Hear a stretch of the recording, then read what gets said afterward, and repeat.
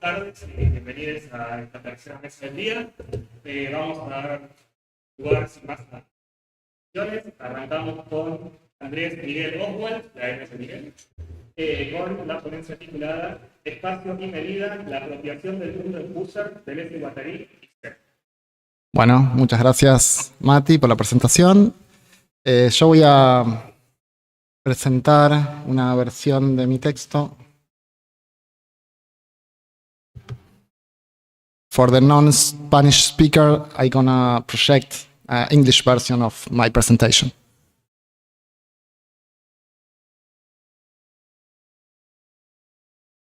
Ok, me gusta esto.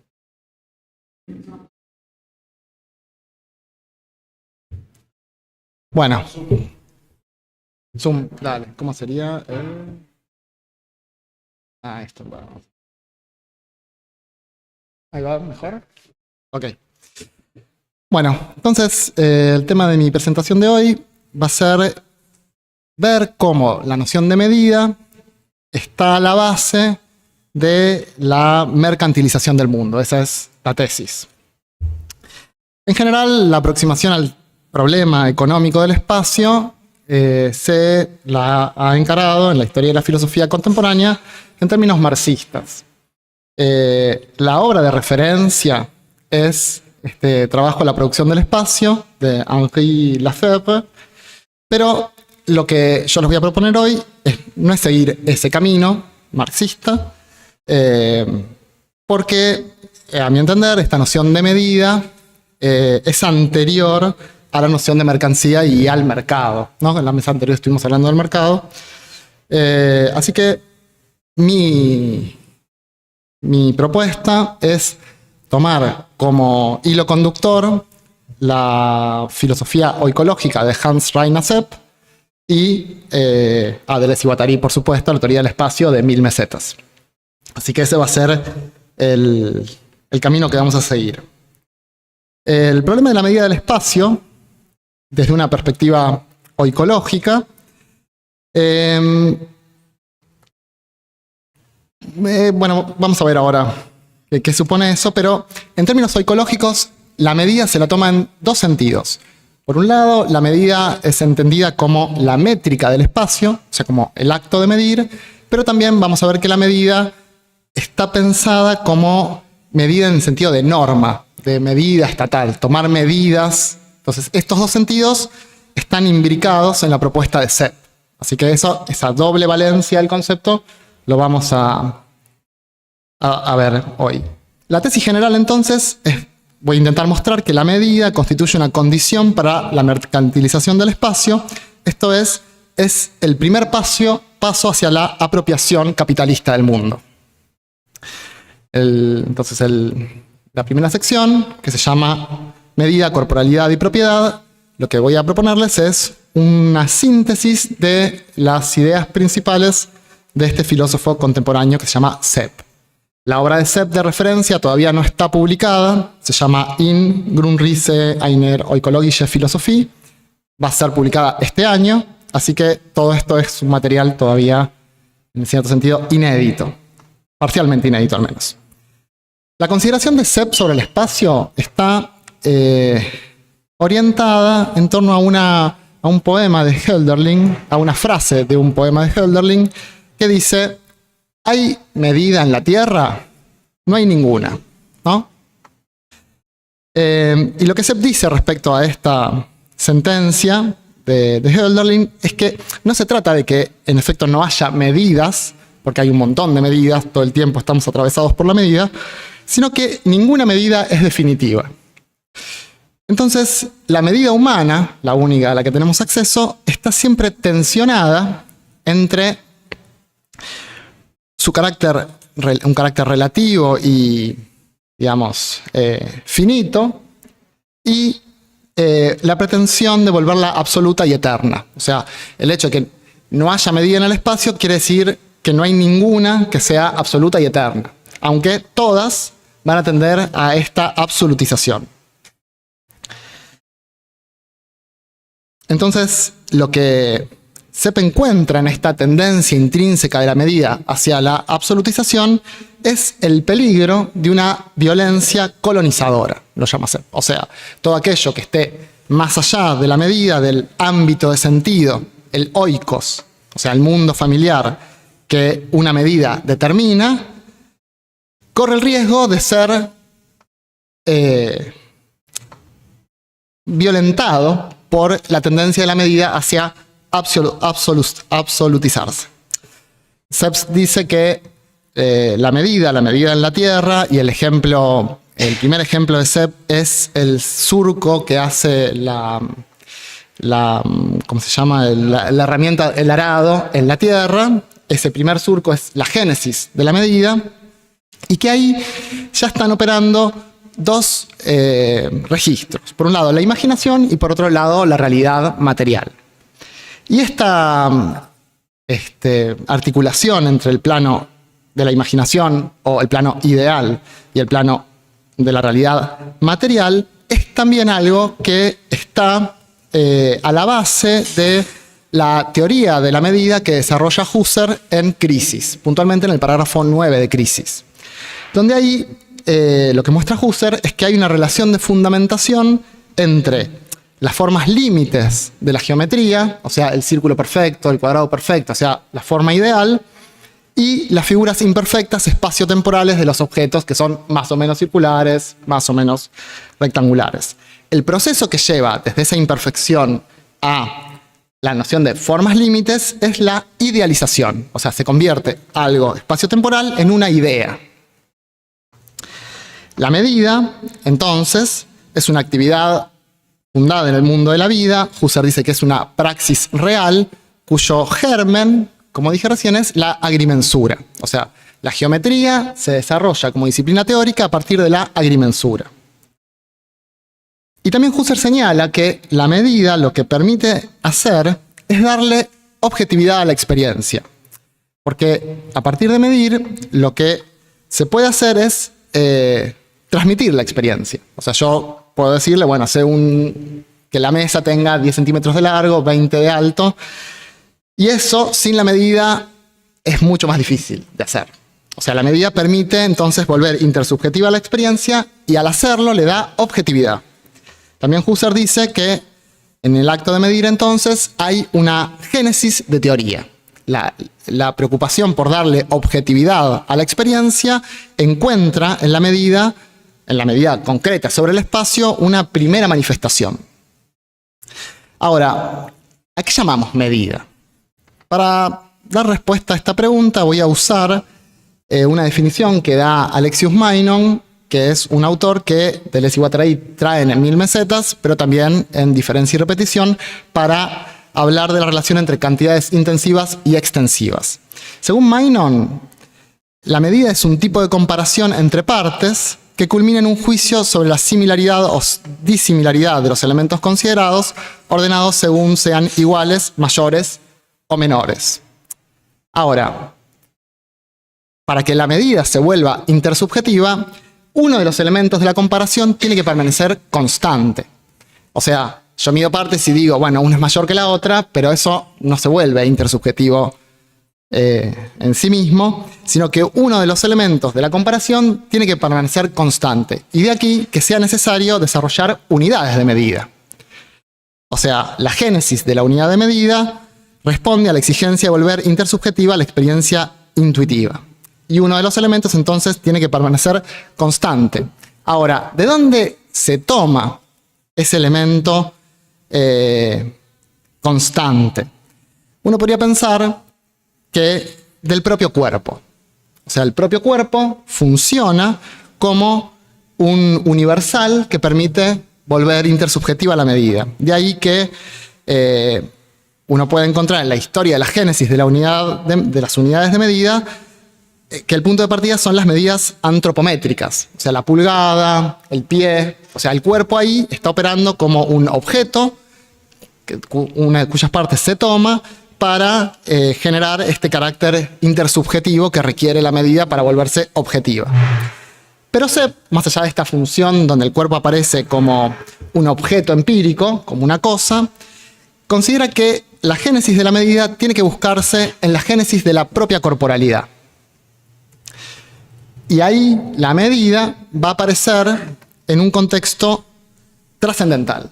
O sea, no ya el cuerpo va a aparecer como un objeto, sino que va a ser un fundamento del desarrollo y del proceso de la absolutización de la medida. O sea, la tendencia intrínseca de la medida a absolutizarse responde para Sepp a la naturaleza del cuerpo.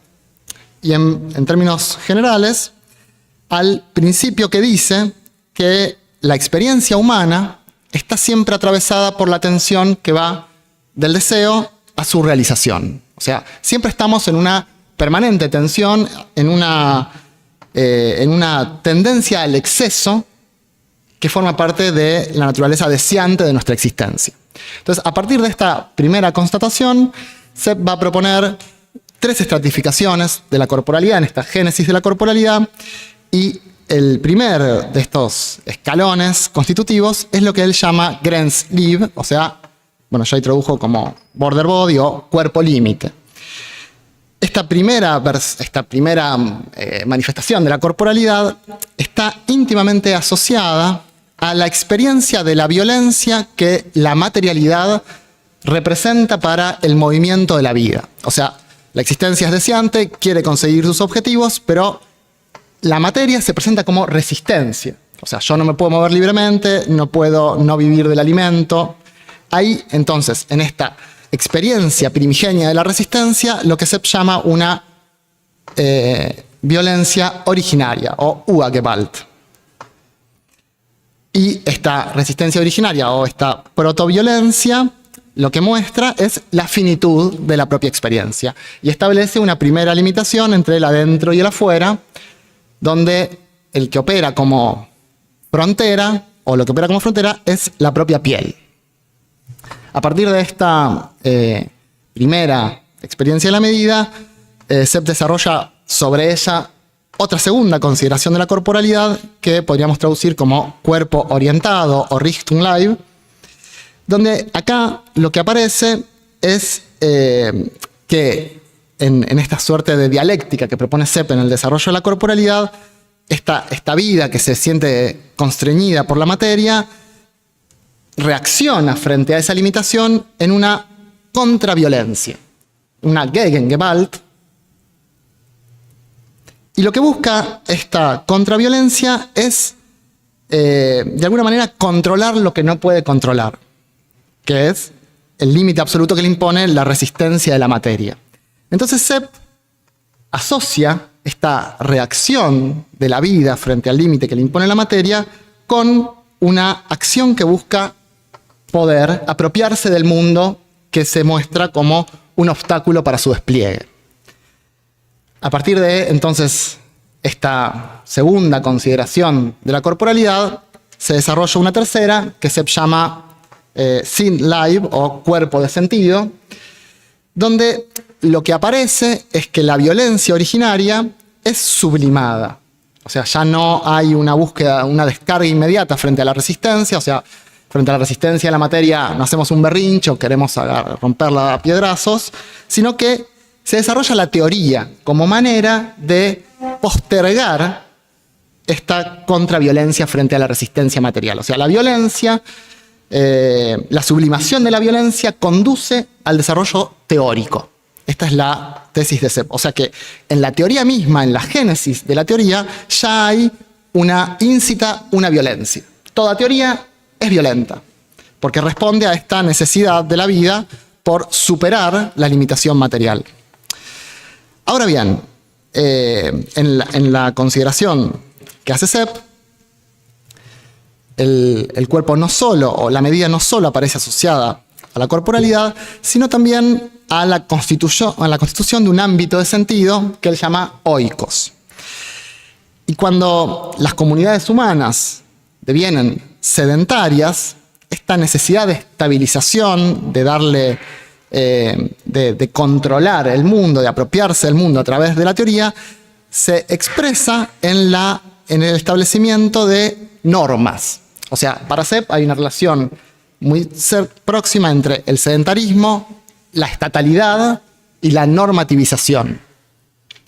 Y en ese contexto aparece el pasaje de la posesión a la propiedad. O sea, en un primer momento en el segundo momento, digamos, en este cuerpo, este Richtung Liebe, en el cuerpo dirigido, la vida quiere apropiarse del mundo, pero esa apropiación es meramente una posesión, no tiene una legalidad que lo garantice.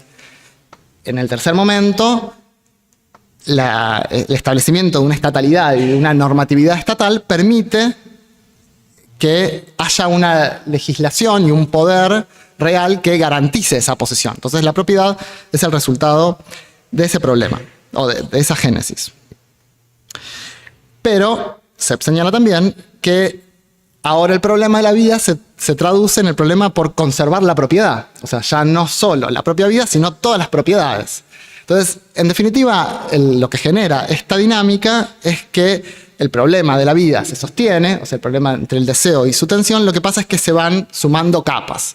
Y cuando llegamos al nivel de la propiedad, la propia medida, dice Sepp, se absolutiza y se vuelve colonizadora de la alteridad, por el hecho de que para conservar la propiedad, como bien dice Hobbes, hay que defenderse de los otros, y defenderse de los otros implica incrementar el poder. Entonces, el propio dinamismo de la medida lleva a su absolutización y su potencia colonizadora.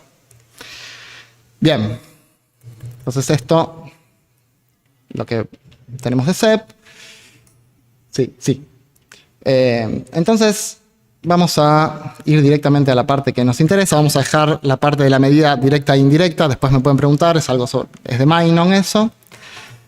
Pero bueno, vamos a la última sección.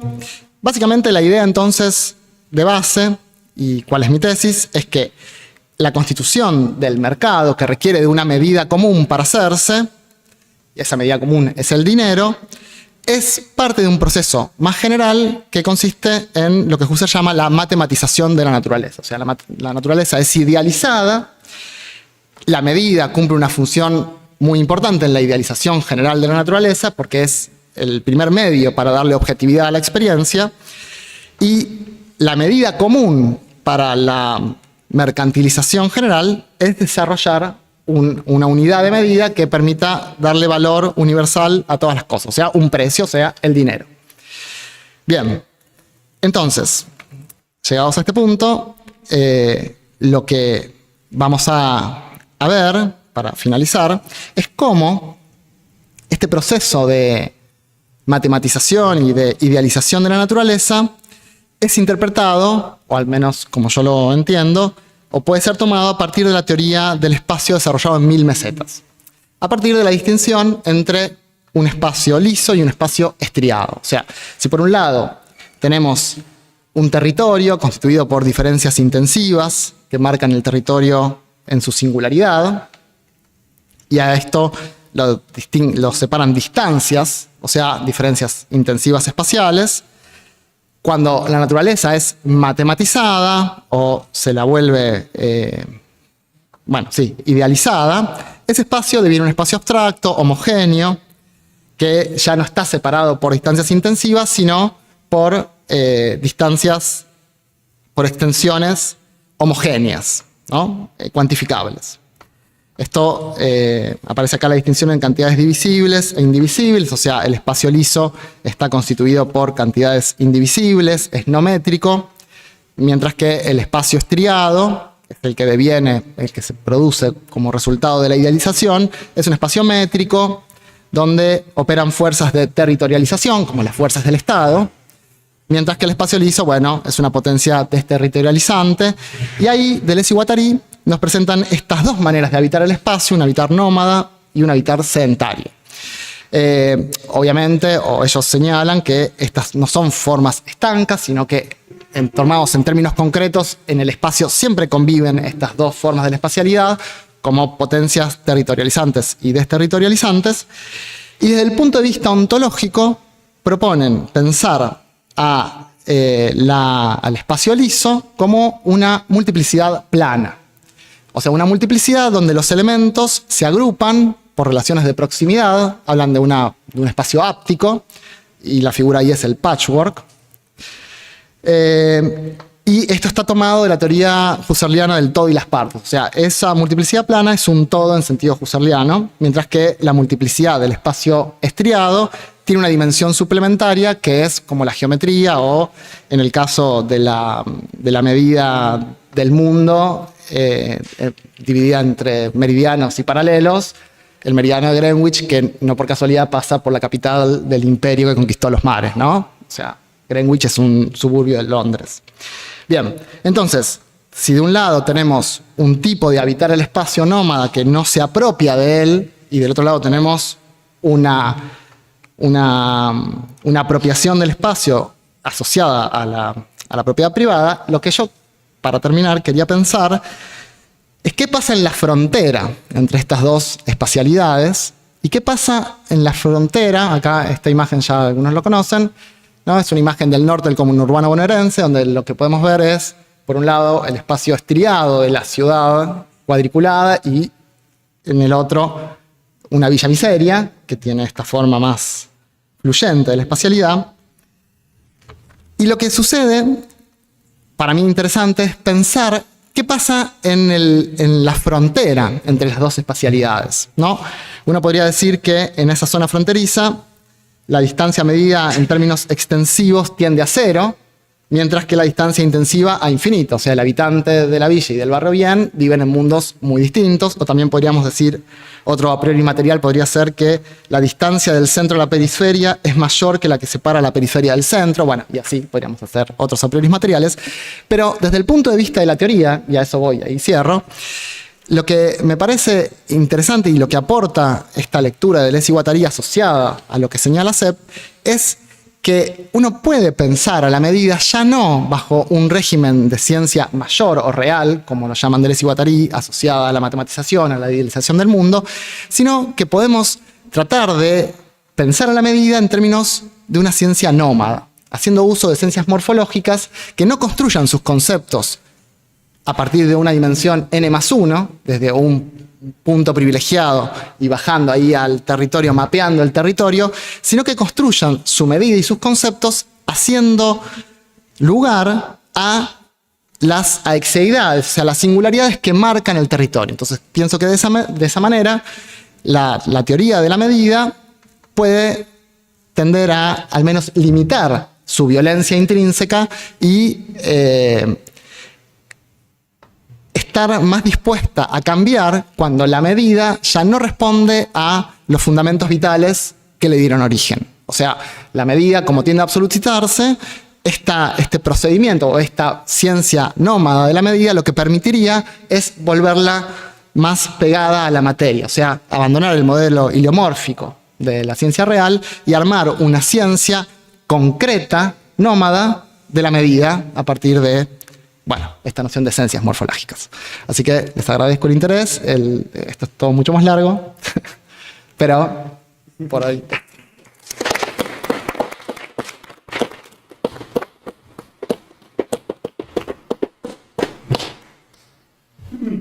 Muchas gracias, Andrés.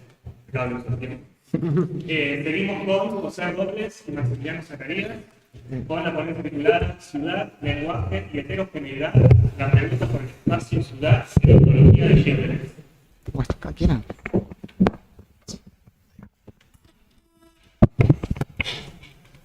Gracias. Nada más un par de aclaraciones antes de comenzar. Este trabajo que vamos a presentar forma parte de una investigación un poco más amplia que pretende revisar la tematización de la ciudad en la poesía y la filosofía del siglo XX, ¿no? Entonces, en esta revisión nosotros notamos que hay una tendencia a resistirse a la ciudad que ya no se vuelve crítica sino dogmática, ¿no? Y que ve en la ciudad el signo esencial de la decadencia o de la clausura de posibilidades, ¿no? Entonces nosotros queremos presentar como en Deleuze se encuentra una posibilidad abierta a partir de la tematización de la ciudad en la determinación de la lengua, ¿no? Entonces, bueno, voy a comenzar la lectura y luego va a continuar Max. En la cotidianidad de las vidas, los individuos realizan ciertos recorridos. El individuo, desde que empezó a construir y habitar ciudades, realiza recorridos ya no en el bosque, la planicie o la selva, sino en las calles de las ciudades, sean estas callejuelas y callejones angostos y oscuros o sobre las banquetas de las grandes avenidas y bulevares. Hablamos específicamente de los recorridos que nos permiten nuestros cuerpos, nuestros pies, mediante los cuales nuestra existencia puede tener un carácter alegre o trágico, donde se afirma la vida o se niega.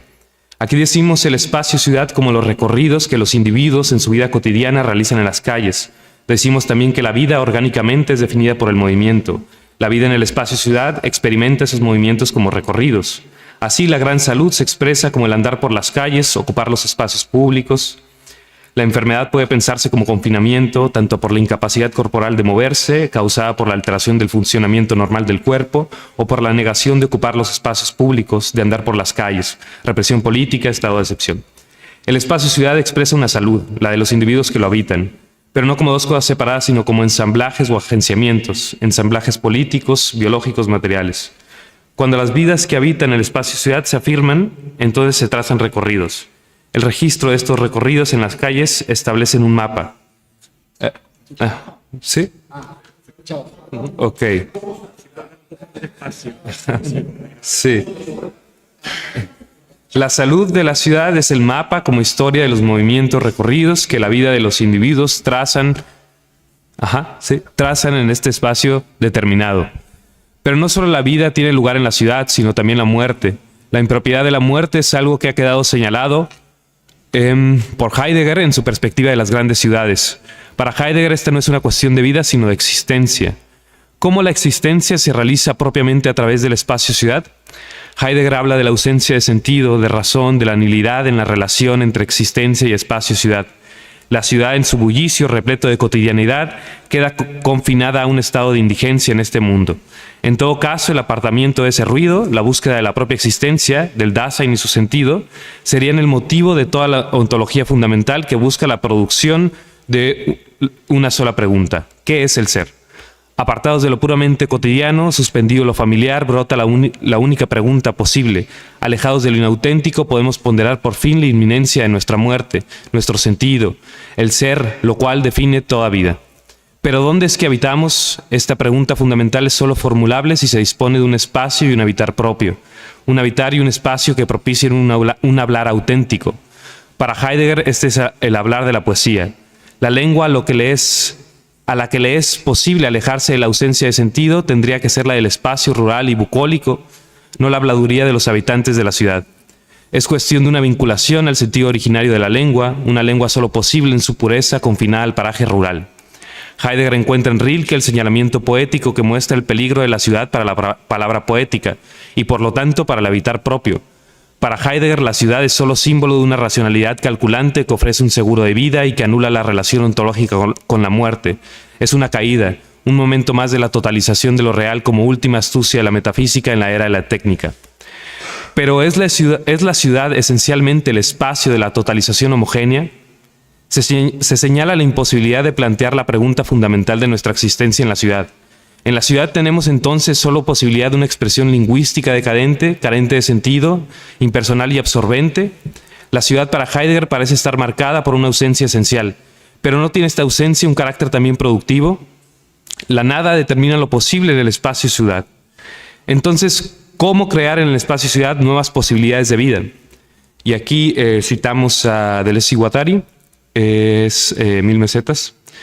La ciudad es el correlato de la ruta, solo existe en función de una circulación y de circuitos. Es un punto extraordinario en los circuitos que la crean o que ella crea. Se define por entradas y salidas. Es necesario que algo entre y salga de ella. Impone una frecuencia, opera una polarización de la materia, inerte, viviente o humana. Hace que el filum, los flujos, pasen aquí o allá, en líneas horizontales. Es un fenómeno de transconsistencia, es una red, puesto que está fundamentalmente en relación con otras ciudades. Representa un umbral de desterritorialización, puesto que para entrar en la red, someterse a la polarización, según el circuito de recodificación urbano y de ruta, es necesario que todo material esté suficientemente desterritorializado.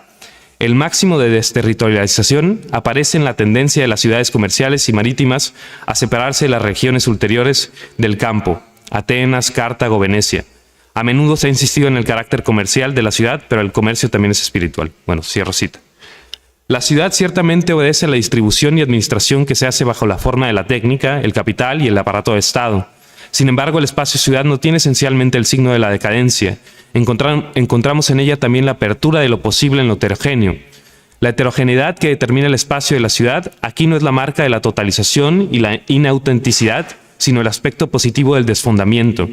La topología de la ciudad se manifiesta en la división infinitesimal de sus calles.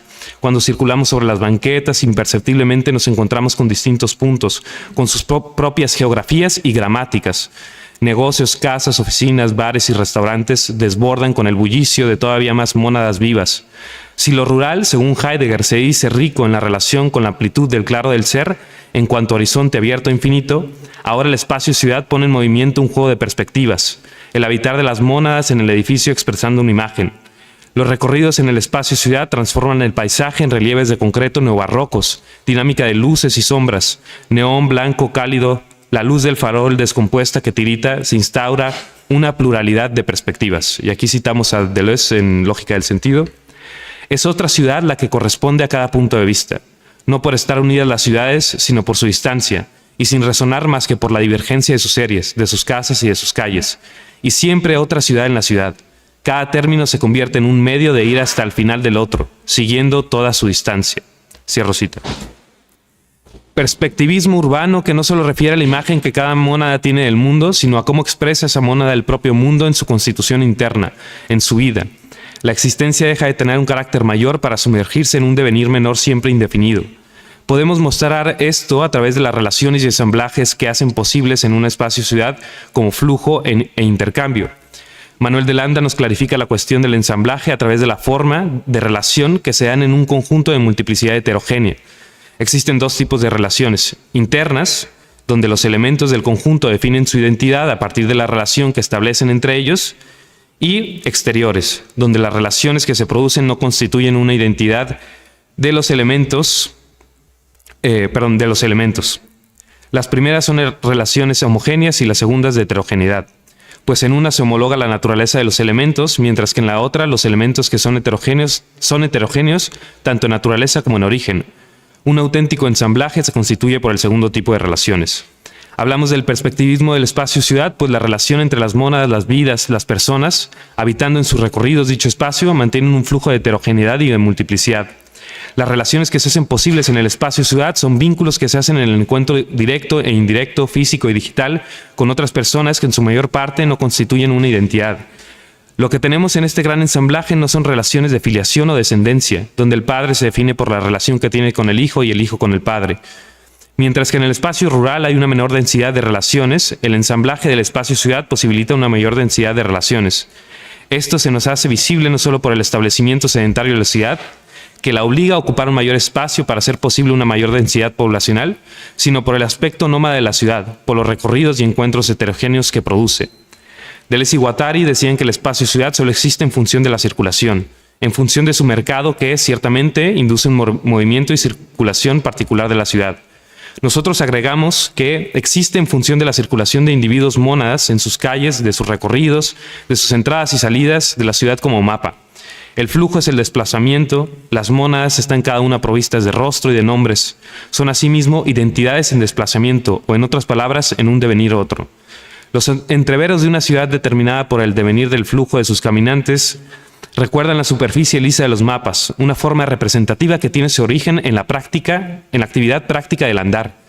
El espacio-ciudad es el tramo caminable, está hecha para sus caminantes, por sus caminantes, a pesar del advenimiento de la nueva ciudad, de estrías automovilísticas, donde la circulación sucede aislada. Con todo, el desplazamiento de los habitantes sigue encontrando sus lugares, abriendo posibilidades. En la calle se hacen los amigos, se hacen los grupos indefinidos que llenan a la ciudad, se torna de un lugar a otro y se recula. Este aspecto nomádico de la ciudad la constituye como una máquina de producción de multiplicidades, una máquina que hace circular flujos constantemente de mónadas, realizar recorridos por las calles donde se producen alianzas imprevisibles. Pero decíamos que la gran salud de la ciudad, el buen funcionamiento de esta máquina, es el recorrido. Se decía que el intercambio también es espiritual, y es que lo que tenemos son relaciones que difieren constantemente en naturaleza y origen. En este sentido, este espacio representa un mayor problema para la gobernabilidad, para el ejercicio del poder por parte del Estado, Un discurso político no puede tener influencia sobre la población cuando ésta no tiene una identidad fija, cuando lo que es pertenecer a un cierto territorio no se define por rasgos, naturaleza u origen determinado. El espacio-ciudad se define porque sus ciudadanos no son de ahí, no tienen vínculo con la tierra o grund. Lo que se produce son multiplicidades y vidas mónadas, existencias que se definen por la multiplicidad y no la identidad. Lo que se produce no es el árbol, sino el rizoma. Ajá. Voy a continuar y voy a tratar de leer un poco rápido porque vemos que tenemos el tiempo encima. Me dicen si no me escuchan. Hablamos de la ciudad como calles y los recorridos siempre indefinidos que se realizan sobre ella. El espacio-ciudad se dice ontológicamente a través de un mapa. Es un sistema de relaciones heterogéneas por su composición de entradas y salidas. El espacio-ciudad tiene el aspecto del mapa que, según Deleuze y Guattari, ontológicamente se enuncia como principio de cartografía. En este sentido, podemos definirla como rizoma. Sí, la ciudad se funda, pero a pesar de su relación con lo sedentario, si la ciudad establece un vínculo fijo con el suelo, con la tierra, esta debe pensarse como lo que dice, por ejemplo, la poeta danesa Inger Christensen. Cito a Christensen: visto así, la ciudad es una masa porosa, un terrón con agujeros y grietas, con oquedades, pozos, canales y tuberías, con túneles, huecos, subsuelo y alcobas introvertidas. Fin de la cita. El espacio-ciudad, como la planta, echa raíces en su asentamiento sedentario, pero estas son siempre una tierra agrietada y porosa que no fija la circulación de los flujos en relaciones arbóreas. La ciudad echa raíces, sus tuberías, cables y concreto que crecen debajo de la tierra, pero lo que produce en la superficie no es el árbol, sino el rizoma. Las calles en las que se mantiene una circulación constante. Deleuze y Guattari hablan de Ámsterdam como la ciudad rizoma. El intercambio cultural producido en la ciudad contemporánea nos da cuenta de cómo pensar el espacio-ciudad como rizoma ya no se determina solo por sus puertos que posibilitan, por su gran intercambio de mercancías, un mayor intercambio cultural. Es verdad que existe una mayor resistencia a aceptar la diversidad cultural en otras ciudades, que no tienen salida al mar. Por ello se nos abre la tarea, ya no de espera y resignación, sino de práctica política de realizar el recorrido, afirmar el mapa, caminar sobre las calles, produciendo siempre nuevas multiplicidades, relaciones de heterogeneidad, alianzas, afiliaciones. El espacio-ciudad hunde sus raíces y alza sus edificios hacia la indefinición y la permuta constante. Es la convergencia de puntos indefinidos y cambiantes lo que define el antagonismo del espacio-ciudad. Es falsa porque es producida, es múltiple y es modificada por una multiplicidad de necesidades. Mientras que Rilke y Heidegger concebían a la ciudad como el peligro, como la expresión de lo genuinamente humano, aquí rápido una pausa, en el ensayo original hacemos una elaboración mucho más grande sobre la relación que tiene Heidegger con su lectura del libro de las horas de Rilke. La ausencia del sentido, la suma de lo incierto y postulación de la fijeza natural de la certidumbre de la presencia en el campo como el modo auténtico del sentido. Deleuze y Guattari nos cifran dentro de una ciudad expresada semánticamente del devenir de la lengua balbuciante, que se compone a sí misma como el ensamblaje contrario a una tierra fija y determinada, al origen y el sentimiento bucólico, ponderando los diferentes aspectos múltiples de los habitantes y difuminando la idea de un paraje claro donde subyace el sentido auténtico de las cosas. La posibilidad de hacer rizoma en el espacio-ciudad la encontramos también en la dimensión lingüística. Heidegger señalaba cómo el lenguaje vuelve patente a la relación del Dasein con el espacio a través del habitar. Por ello dice que el poetizar es la capacidad fundamental del habitar humano. Solo a través de una lengua propia, no la habladuría y el balbuceo, se abre un habitar auténtico. Pues el poetizar toma medida y da al hombre su lugar, su habitar esencial. Solo a través de un habitar auténtico es posible un poetizar propio. Con Heidegger queremos afirmar que hay una relación entre el habitar y el lenguaje, pero lo que ha quedado por decir es que también el espacio constituye la palabra que hace patente las condiciones de nuestra existencia.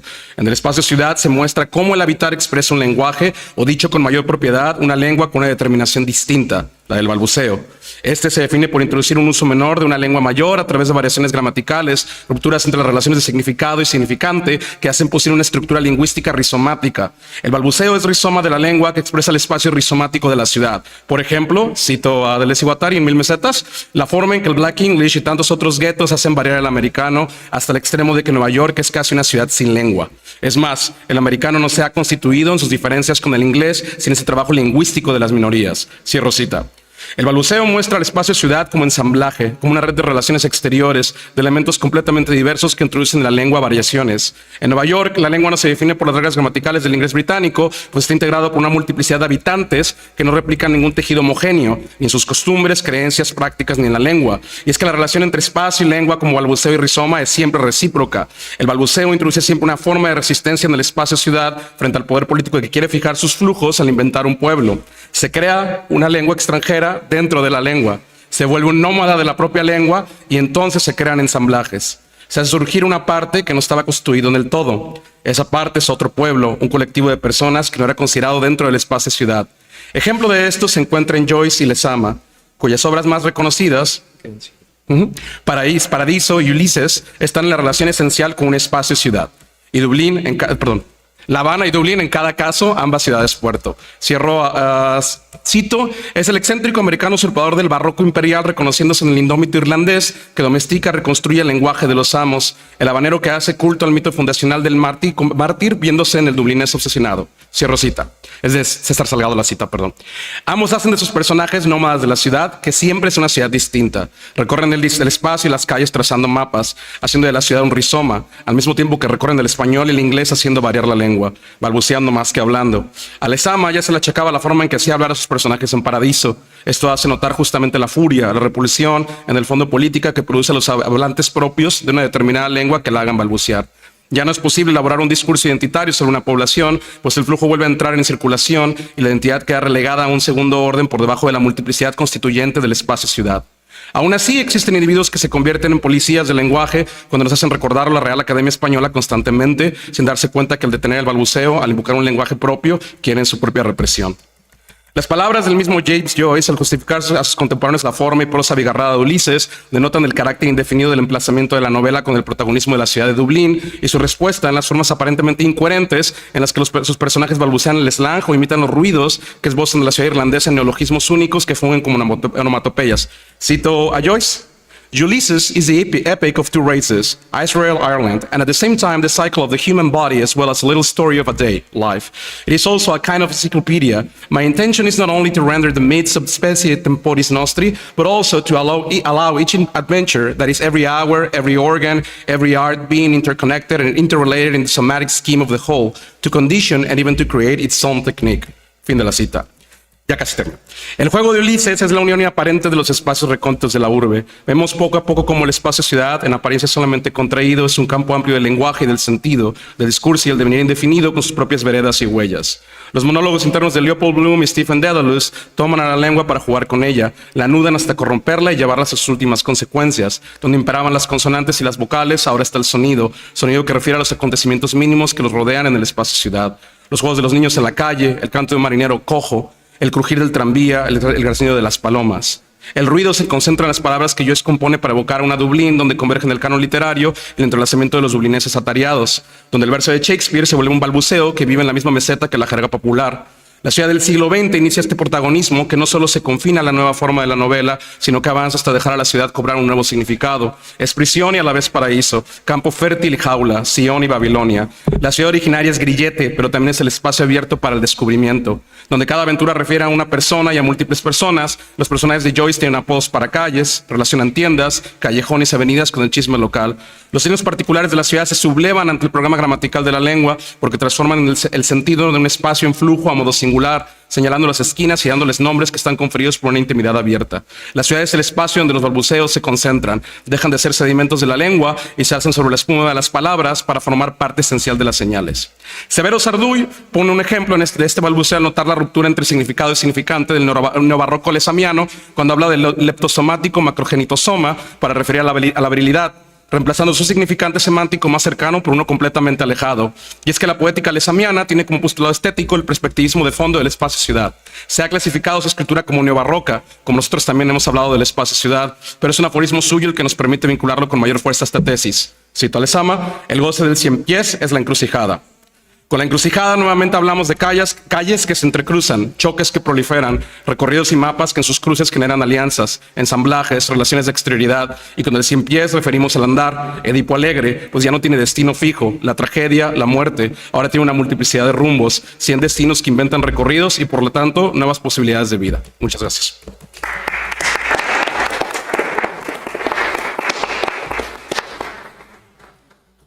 Bueno.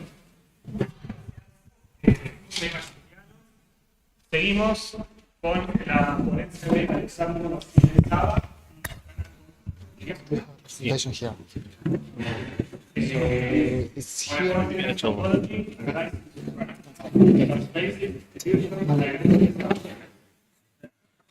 Sobre la ontología del continente,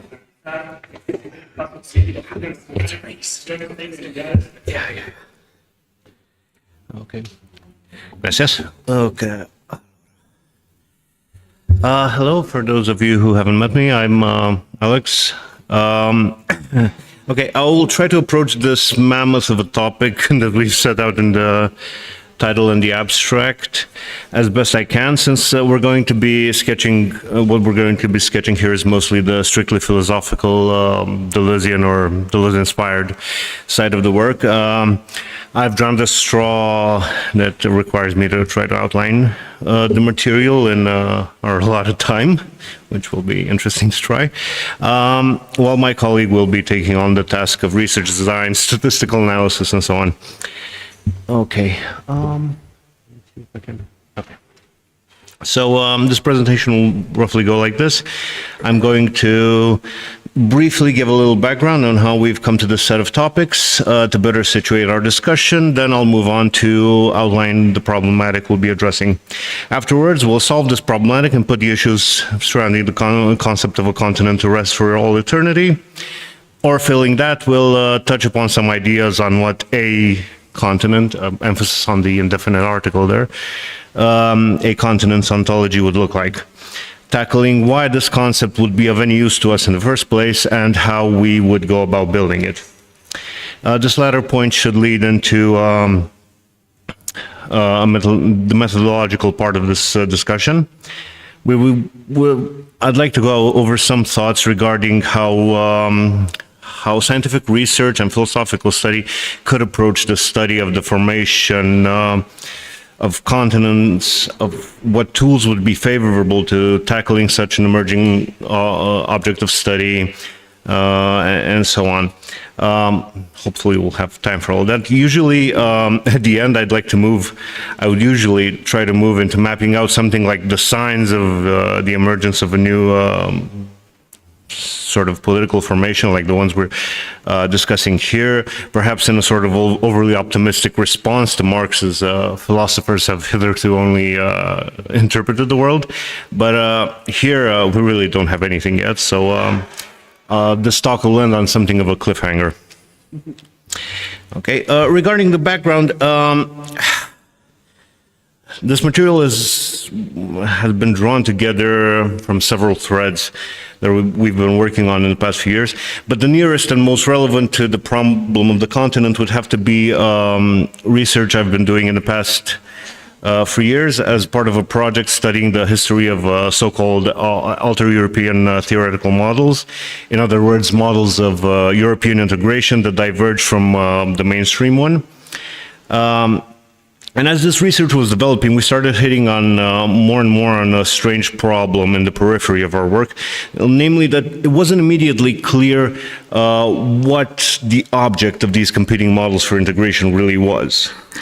Europe was supposed to be this entity that would subsume its member states to a greater or lesser extent while maintaining their national identities, and while there was a wealth of literature on how these national identities would relate to a common overarching European identity, that's been studied in the various branches of culture studies and the neighboring fields. There wasn't really very much attention afforded to what this meant in concrete terms as EU integration was unfolding. Namely, how would national identities persist without threatening the integrity of the Union, as was the case with countries such as Yugoslavia or the USSR, or how would an integrated federal structure that many of the models envisioned avoid producing a new national identity with all the exclusionary dynamics that this entails, as has been the case with the United States of America. In due course, it became apparent to us that the contradictions of the European Union made the project virtually untenable. It could not, at the same time, pursue limited integration of the European subcontinent or continent, depending how you want to classify it, without coming into tension with some of its humanist universalist pretenses. It couldn't advance its claim to be an autonomous geopolitical pole of power in the face of its design as part of the post-World War II US-led world order. Now, to my mind, a different sort of geopolitical configuration was needed, one that could salvage maybe some of the benefits of the integration process without sacrificing a cosmopolitan political horizon that the EU often flirted with, but never really actually got to promoting properly.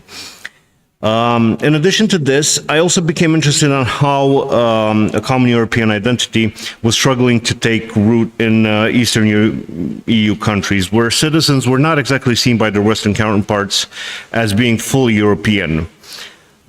This is where I was joined by my colleague, who was coming off several projects looking into what political scientists have started to call the democratic backsliding in several EU countries on areas such as abortion rights, LGBTQ protection, fair elections, healthy media environments, and so on.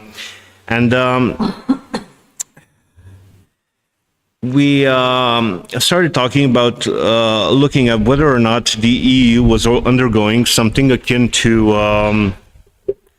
what the USA experienced around a century ago, where peripheral populations were inducted into the majority group, whites for the US, Europeans for the European Union, based on their willingness to participate in the oppression of groups that were even lower on the social hierarchy.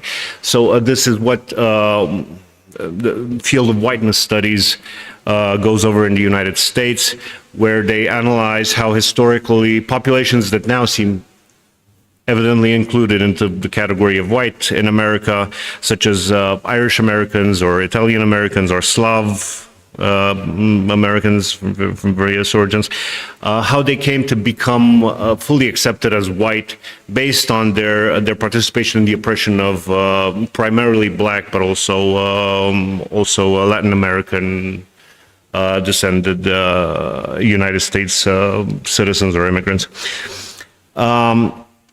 And we want to see to what degree was something similar sort of occurring within the European Union.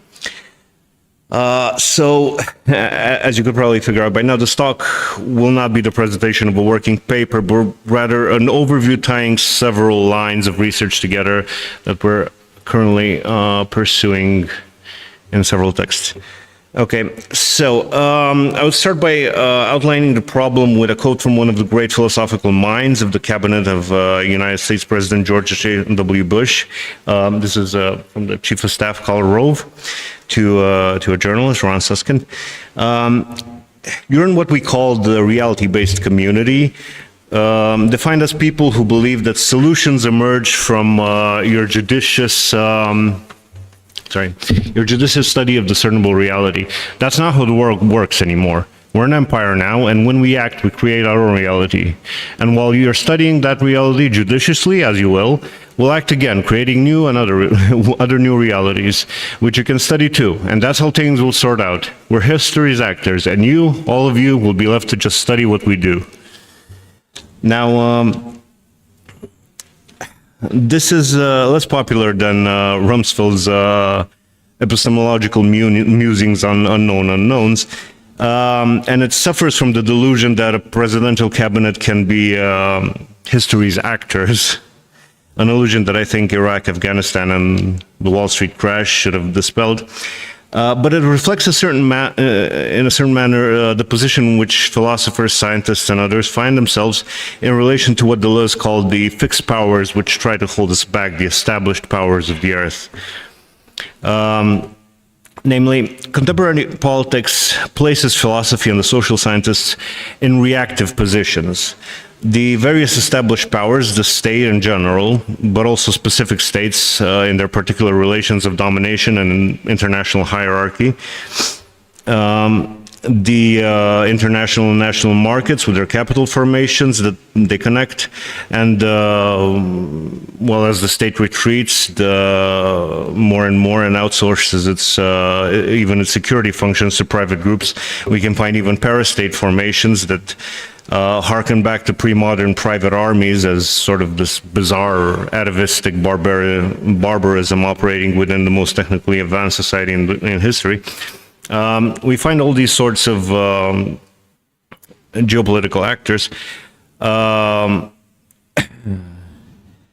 contained within what remains of the post-World War II international orders, and operating on populations, human and non-human, operating on habitats, operating on flows of material, setting up situations that we must confront and analyze as ready-made objects of study.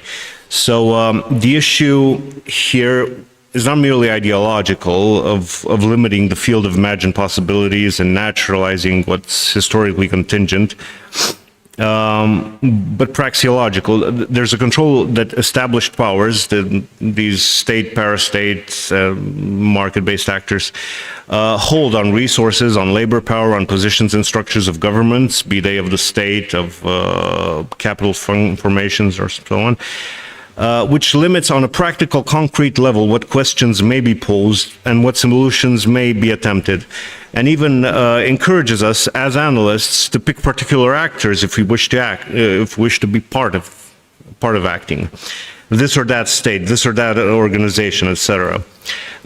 Even when preparing policy proposals or action plans or scientific reports, researchers have to pose to themselves the question: to whom are we addressing? Who are we calling to action? Scientists and philosophers studying the field of politics are therefore rendered reactive. They're uncoupled from their own powers, from their own capacities, which are then returned to them in determined forms. So this, on particular social issue, we have to address particular social issues with the tools that this or that institution or organization allows us. Why is this a problem? Well, we might say, well, the intellectuals are merely becoming fully proletarianized. Their living capacities for action are extracted and commodified as labor force, and then they're oriented towards particular forms of production. But the situation is much more complicated, however, because it's not merely individual capacities being subjugated, but rather trans-individual disciplinary apparatuses that have their capacities of posing their own problems or envisioning developments to their problematics beyond what is already on the table. In other words, we are faced with the foreclosure of the problematic fields of political situations themselves. This isn't to say that these ready-made situations that the powers that be offer us don't indicate real problems. They often do. Government agencies, private firms, or NGOs will often ask scholars for their input when it comes to a host of issues, from climate crisis to, I don't know, combating private violence or improving living standards, working conditions, whatever. The issue is rather that these concrete problems have their problematic fields foreclosed by pre-configuring the form of political questions and by pre-configuring the range of solutions that are made available. Moreover, through the foreclosure of their problematics, these problems themselves become situations that can only be analytically unfolded as a sort of almost an axiomatic given, which emerge from the political order that acts in this way as a form of transcendent instance that poses problems. This renders any sort of imminent analysis, critique, or action impossible, as the disciplinary apparatuses of philosophy or the social sciences no longer operate on the same ontological level as their objects of study. At the same time, methodologically, our research will find itself lacking an overview of the world as a coherent heterogeneous continuum, being constrained to work with situation-specific information that is always related back to a particular established order. I'd like here to take maybe just a brief aside to talk about Deleuze's influence on methodology and the social scientists. Now, a lot of past efforts in this direction have focused mostly on ethnographies or participatory observation, and also on hermeneutics and criticism, be it literary, artistic. Which makes sense given that these methodologies are already heavily impacted by a particular type of subjectivity with its affects, with its ideologically loaded ways of constructing objects and interpretations and so on. Now, by contrast, methodologies oriented towards a quantitative data collection and analysis bypass most of these issues by breaking down individual entities, be they people, commodities, firms, or so on, into cases that are measurable across a number of dimensions, then grouped together into data clusters and rendered, and then rendering descriptions of larger super-individual formations, be they groups, classes, societies, commodity types, economic branches, and so on. or rendering predictions on how these super-individual formations will develop, such as studying patterns of behavior or rhythms of accumulation, and so on. Now, the issue here isn't that of questioning a subjectivity behind the observer understood as a function of the scientific process. Though this is an issue, this is really one that's resolved imminently at the level of method by controlling for biases in the formulation of survey questions, adjusting sampling, and so on. And this isn't even less an issue of avoiding reducing individual entities to sets of numbers and data points, which is in fact a step in the right direction. Ooh, God. Okay, which is in fact a step in the right direction of disentangling scientific notions from common sense that characterizes the dominant image of thought. Rather, the issue is that of uncovering the nomos, which characterizes the divisions of individual cases across axes of recognizability. So it's this nomos that belongs to a particular social, economical, and political order that is the effect of the axiomatic that renders this order. Here the problems of scientific methodology and philosophical ontology meet in the problem of rendering their disciplinary problematic free from the late modern capitalist axiomatic. This is the matter that we have to tackle, and we have like less than 5 minutes to tackle it. Okay, I'll skip maybe a bit over this because we don't really have time for it. Yeah. So, obviously, the reference in the title is obviously a reference to Deleuze and the task he takes up from Bergson regarding constructing metaphysics that meets the challenge of modern physics. Now, we see the idea of having lost the world, of having lost faith in the world, of requiring a philosophy that takes things geographic and geological entities and takes with them, pop up across all the later works of Deleuze, from Mille Plateaux to What is Philosophy. And this is understandable, as these are the texts that dot the period of passage from the heterodox post-war peace to the fully mature neoliberal governmentality, which absorbs and breaks down the world in such a way that as to fully realize the promises inscribed in the birth of capitalism, that of transforming the outside into an endless surface of extractions that is imminently available and that is nothing more than that. Now, when we look at this world, which is supposedly in the midst of becoming fully globalized, we notice that there is a lack of an ontology that fully accounts for the world. Not only in the sense of the world understood not only as a network of geopolitical actions, but as a coherent milieu with an outside of politics, of economics, and outside to the axiomatic itself, which allows for the creation of the new. Now, the problem runs even deeper because this sort of ad hoc metaphysics that the current established order develops for itself is unable to account even for this, not only unable to account for radical exteriority, it's unable to even conceptualize its own heterogeneous structure.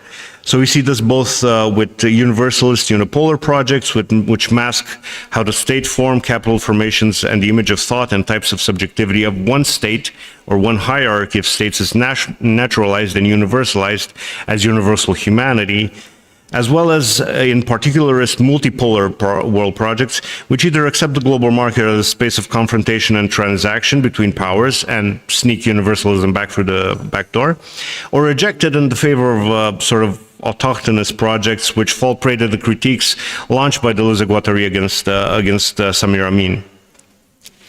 In both cases, the network of geopolitical actors is inadequately conceptualized because its heterogeneous nature, is inadequately accounted for. This network is either simplified to the so-called neoliberal world order, the global market, or a sort of global retro-Westphalian balance of power between the system of states. Now, I'm going to skip this bit about late modern spaces to move maybe to the actual continent part.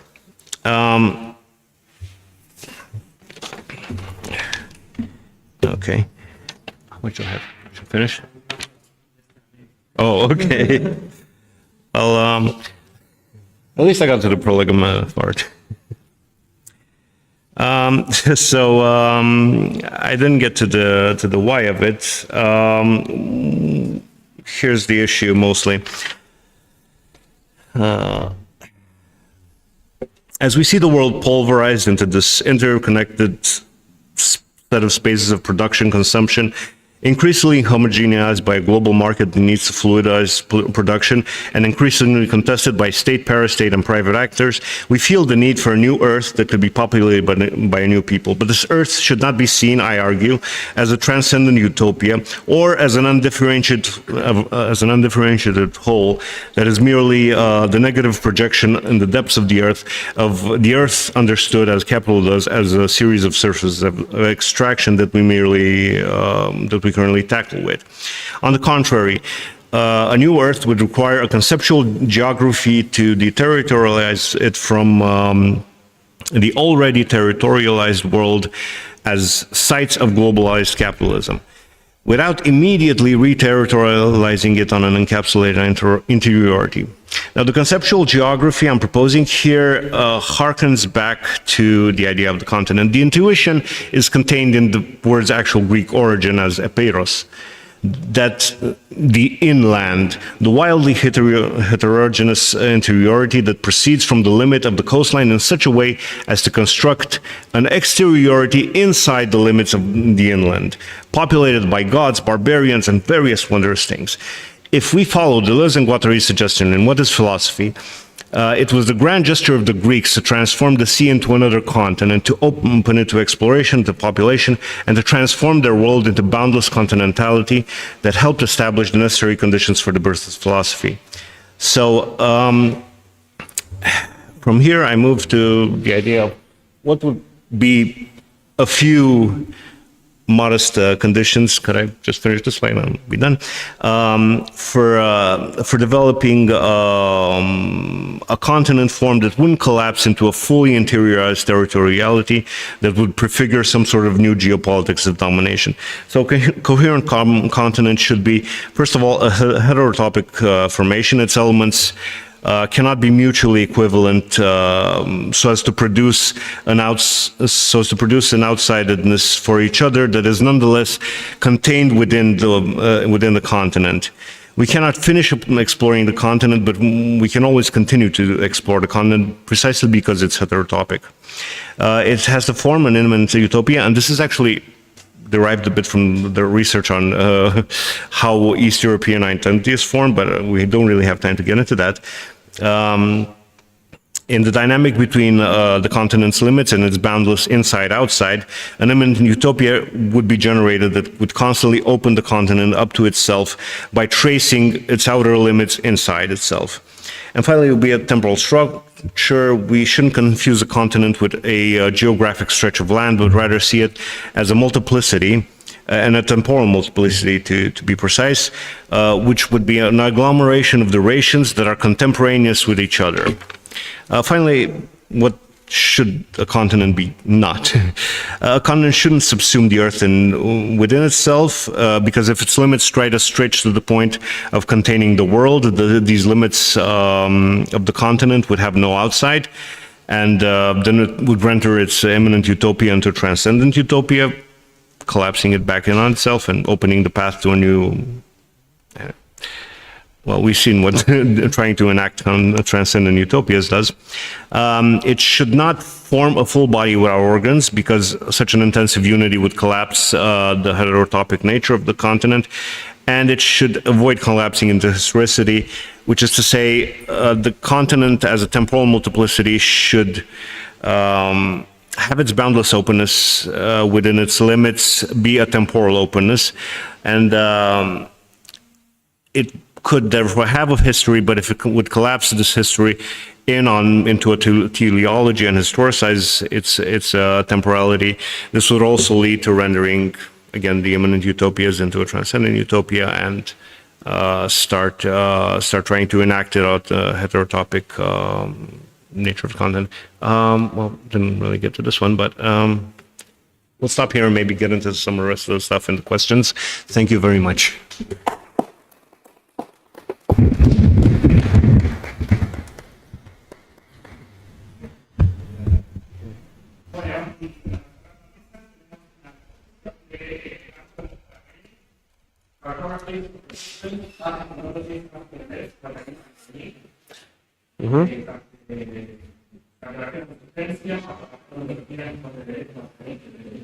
Sí, muchas gracias. Yo estoy muy contento de estar aquí, sobre todo porque la obra que presentar está muy ligada a este lugar, pero mi español es muy malo. Así que necesito continuar en inglés. Lo siento. Lo siento también no escribirlo en español para ustedes. Pero espero se puedan entenderme. So in English. So what I'm going to present to you today is kind of a work in progress as well. It's part of a research project that I'm part of called Refugee Cartographies. When I speak here, because this is very much a collaborative project, you really need to hear multiple voices.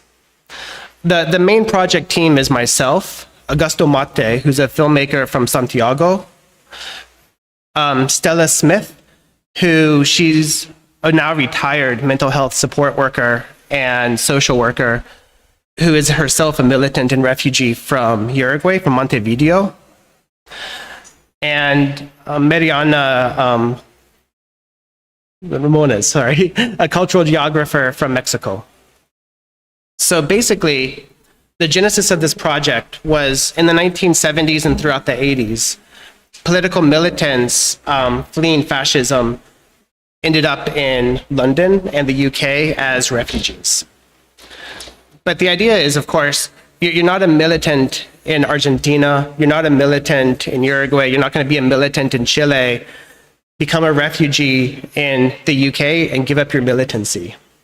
So what they formed was this network across London that they referred to as the Rio de la Plata community. The Rio de la Plata community would organize militant activities, advocating anti-fascist politics, both here in Latin America, but then also anti-fascist politics in London. In fact, talking to activists of the day, one of the things we know is the left was in a kind of malaise, this kind of ennui of the left. And when the people from the Rio de la Plata countries showed up, it kind of breathed the second life into the left in general across the United Kingdom. They organized in ways that were quite unique, but as they're getting older, they're starting to kind of die off, to be blunt, and no one's really captured their stories.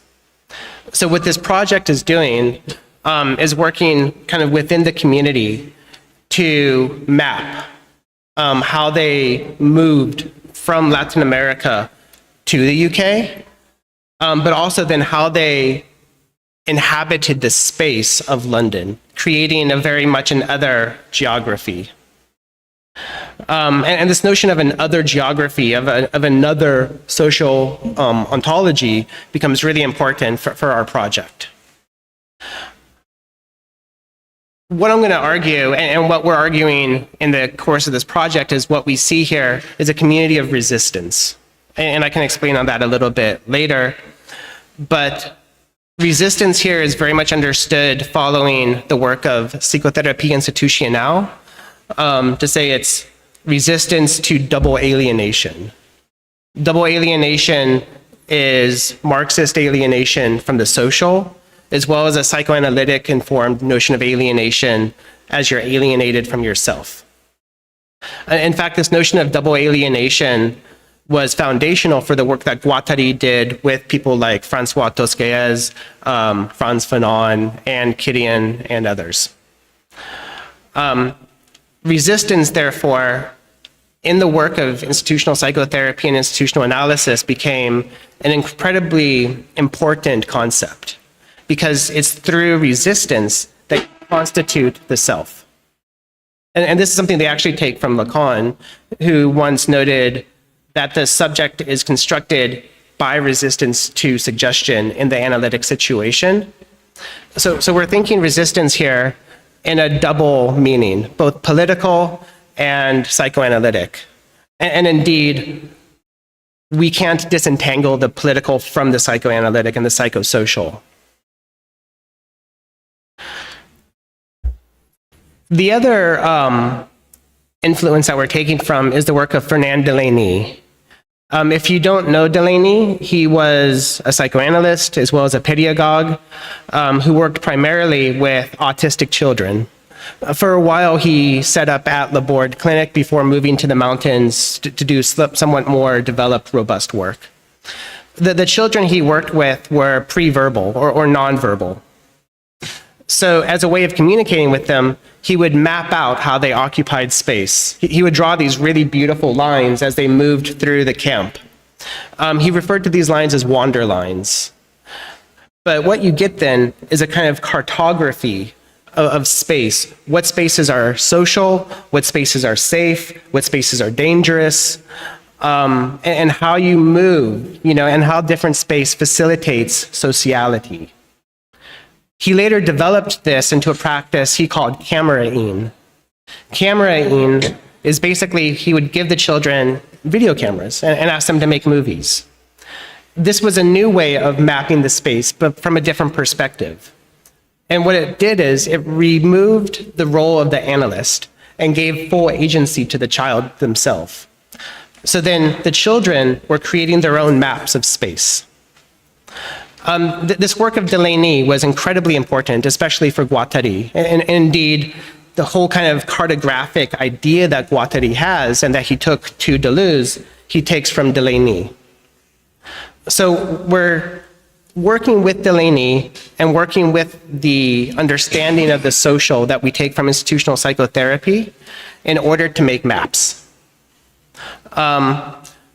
We are revisiting some of the spaces that were significant for the community with the community. We're giving them a camera. We're asking them to film some of the spaces. And then we sit with them and we draw maps. So what we get then is this very interesting geography of London. A really great example, right?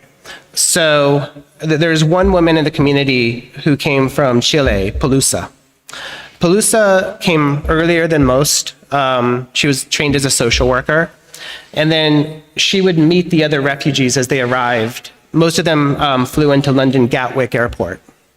She would accompany them from Gatwick to temporary accommodation that the state was giving them, help set them up, and then introduce them to others in the community. So we mapped this space, the drive from Gatwick Airport to the temporary accommodation, which is in West London, Notting Hill. And then we started mapping how they occupied Notting Hill.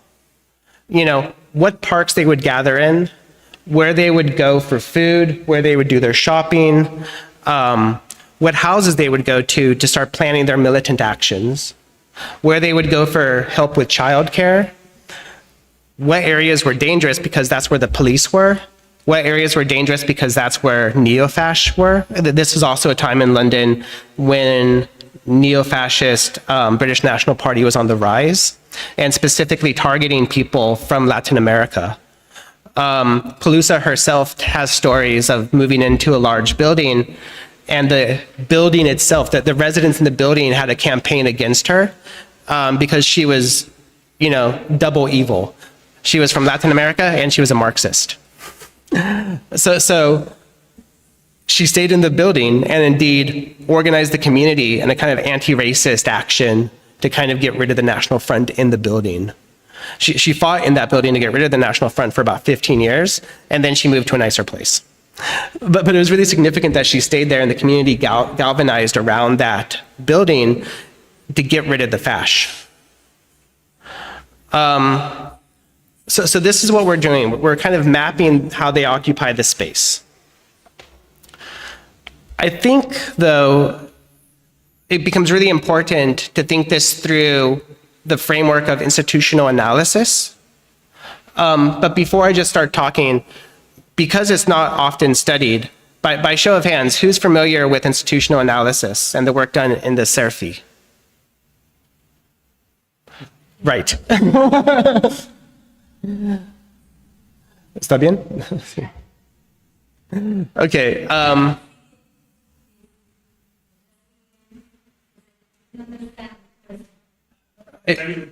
Sure. If you're familiar with the work of the CERFI and institutional analysis. See, I would imagine if you're...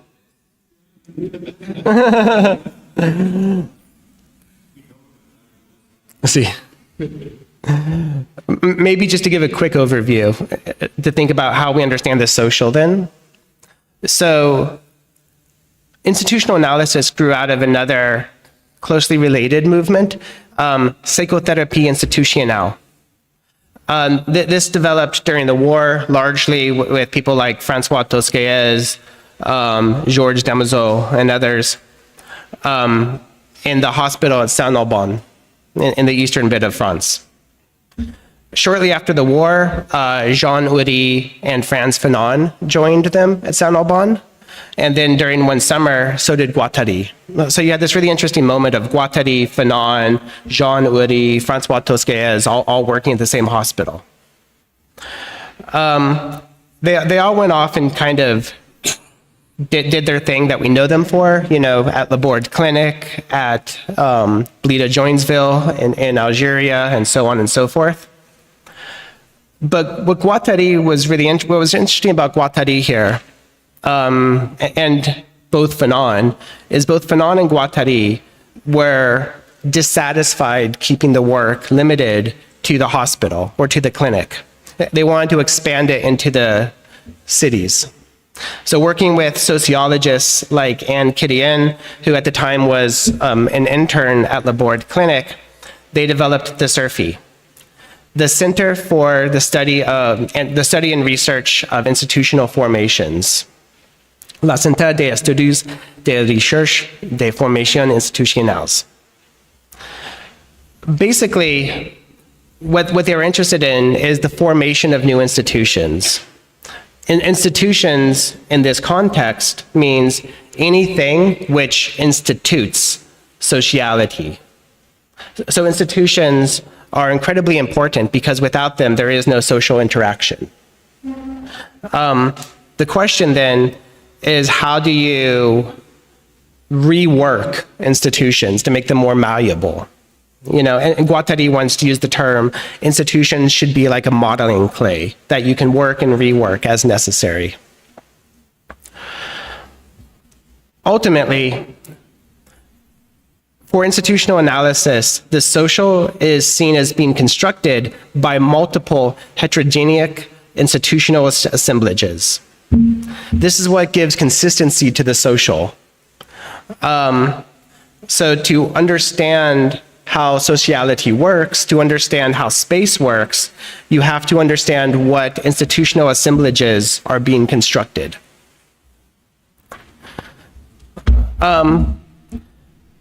Within this, what you have then is a kind of specific way of working and a specific way of occupying space. Space becomes fundamental to all institutional assemblages.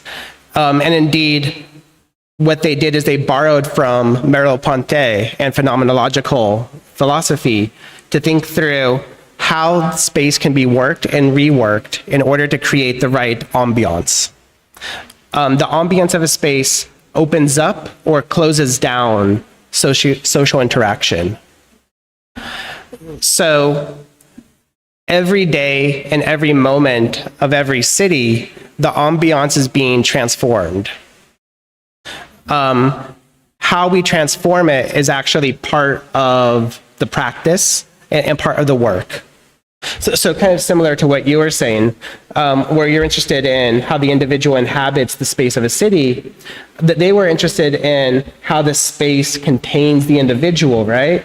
And then it's the spatial relations that then determine processes of subjectification. And then the institutions are formed along the same coordinates of the space that they're in. And in this way, any kind of deterritorialization happens exactly in parallel to the deterritorialization of the institution. So all of these things are always co-constructive of each other. What we're trying to do then is map these other spaces in London to look at how institutions were created, how they stagnated sometimes, how they became, oppressive, and then how the community reworked them. A really good example is a park we have in southwest London called Clapham Common. Clapham Common was incredibly important in the 1980s for the Rio de la Plata community. They would meet there every Sunday for a football game. And in fact, they published a weekly newsletter. The newsletter was predominantly political commentary, analysis of what was happening in Chile at the time. This just happened in Argentina. Then there would be call outs for activism. So that was about the first half. The second half was commentary on the football.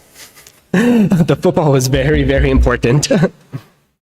But then when they would meet in Clapham Common on the Sundays for their football game, they organized the space really interesting. So you would move off to one area by some bushes, and that's where a lot of the women would gather, often to discuss issues regarding childcare, issues around gender politics, because, of course, just because you're a political leftist doesn't mean you come ready-made with good gender politics. So they would discuss how to interject a kind of grounded feminist politics into what they were doing, as well as social reproduction and social reproductive labor more generally, childcare, cooking, things like that. That was just next to the part where they would have their barbecue.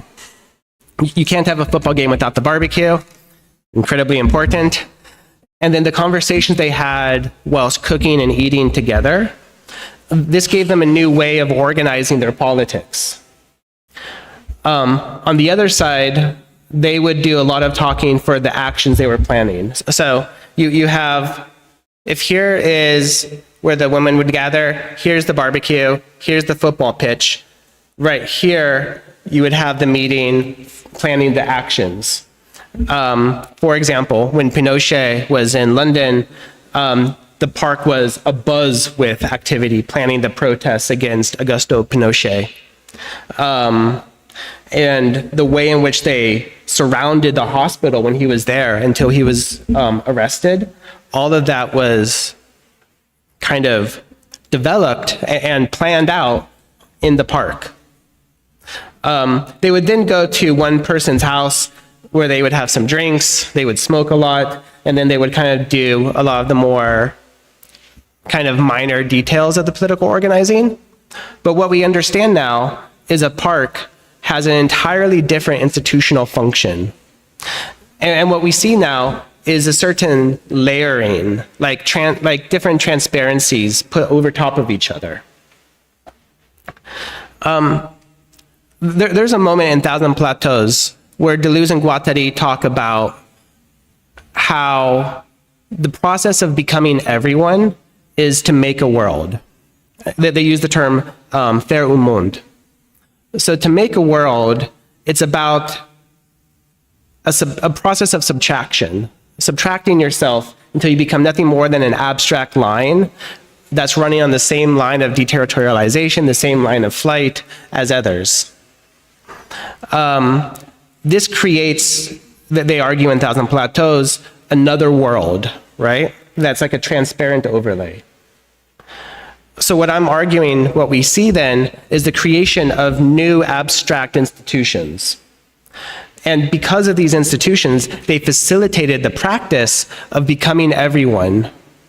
That is to say, that it enacted a politics of assemblage that generated a desire for anti-fascist life.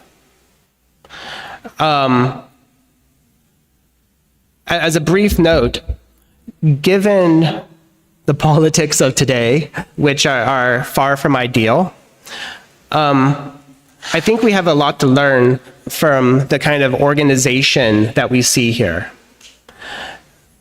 A lot of times the left gets kind of bogged down, not just in infighting. You know, we all know the kind of classic stories of the left. The anarchist hates the Marxists, the Trots hate the Leninists hate the everyone hates the Maoists. But, you know, and the way in which these kind of factions play out. We also tend to see a very technocratic organization of resistance. You know, if we can just get better information out there, if we can just, oh look, Milei, you know, lied about this, or Trump said this, you know, if we just get the truth out there, we can organize. But what we see in the kind of resistance formulated by the Rio de la Plata community is a resistance that understands itself as functioning at a micro-political level. It's about the reformation of desire and the desire to have a non-fascist life. It's not kind of technocratic, and it happens very much underneath ideology, you know, kind of foreclosing the very possibility of these kind of factions forming and infighting within the left. Because of course, the community was far from homogeneous, right? You had all kinds of personalities, all kinds of political orientations, all kinds of politics, good and bad, mixed in there. But what they were able to generate was a transformation of the micro, you know, of a kind of collective institutional unconscious that was predicated on anti-fascist resistance. Cool, thanks.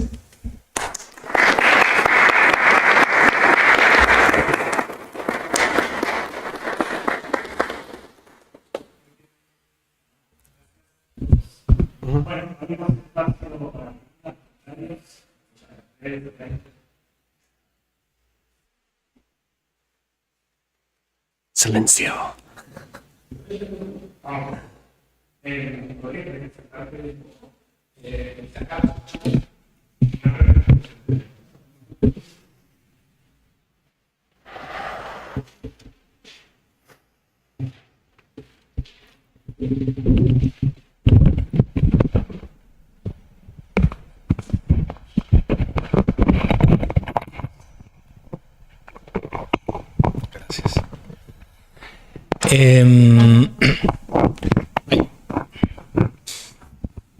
Te quería, un poco como a modo de invitación,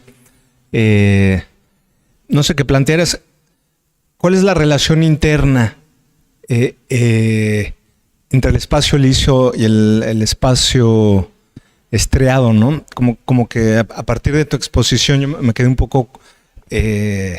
pues como una imagen un poco esquemática, ¿no? Demasiado rígida, como dos órdenes, si bien heterogéneos, pues a la vez inconexos, ¿no? Cuando a mí me parece que en Deleuze hay una interioridad, y esa interioridad, una reversibilidad que hace posible justamente la determinación del propio plano estriado en ciertas condiciones como ámbito expresivo del espacio liso, y el espacio liso no se concibe sino también como siempre en una relación inmediata con el espacio estriado.